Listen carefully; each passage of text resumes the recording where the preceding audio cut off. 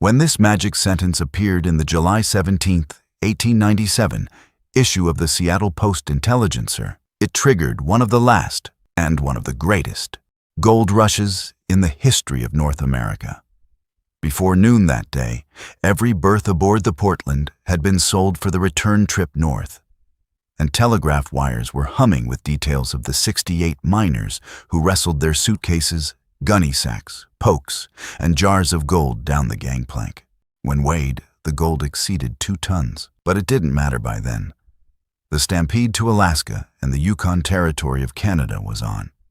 In August 1896, when Skookum Jim Mason, Dawson Charlie, and George and Kate Carmack found gold in a tributary of the Klondike River in Canada's Yukon Territory, they had no idea they would set off one of the greatest gold rushes in history.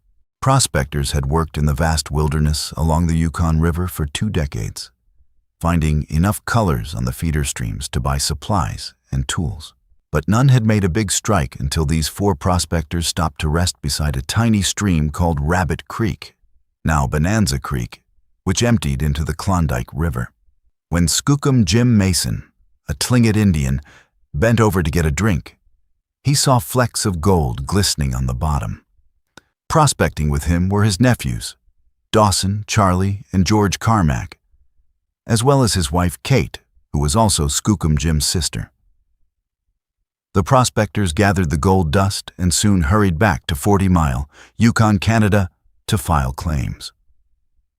Because Indians were not permitted to stake claims at the time, George Carmack made a discovery claim for all of them on August 16, 1896. The 4 then returned to the claim and began to work it.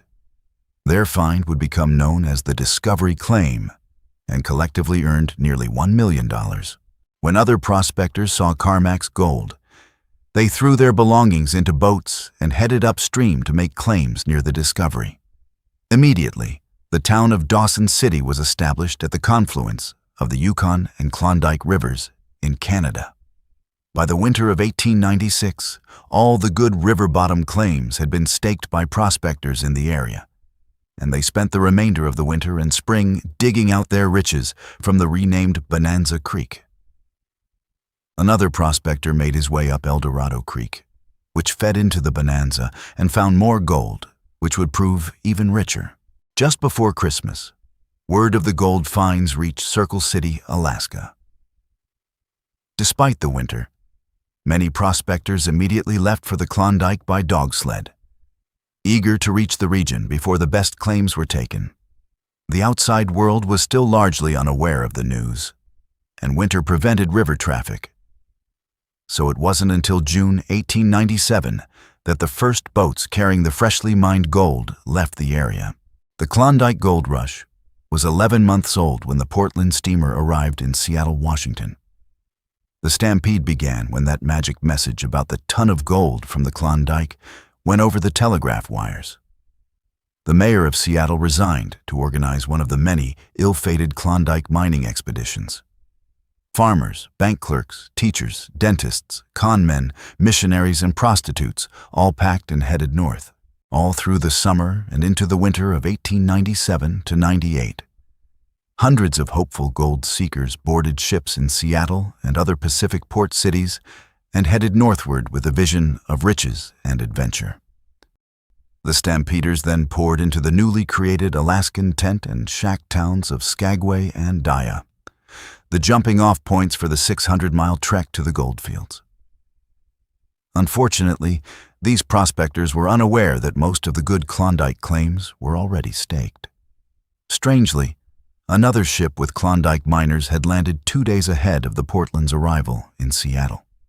This ship, the Excelsior, arrived in San Francisco, California, and a crowd watched as the miners disembarked, none carrying less than $5,000 and some carrying more than $100,000 in gold. Perhaps their arrival wasn't as well publicized, or the account of 2 arrivals within days prompted the stampede to the Klondike. Many men and women faced their most incredible hardships on the Chilkoot Trail out of Dyea and the White Pass Trail out of Skagway.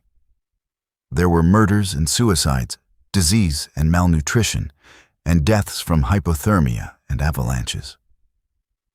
The Chilkoot Trail was the most difficult because pack animals could not be used effectively on the steep slopes leading to the pass. Until tramways were built late in 1897 and early 1898, the prospectors had to carry everything on their backs.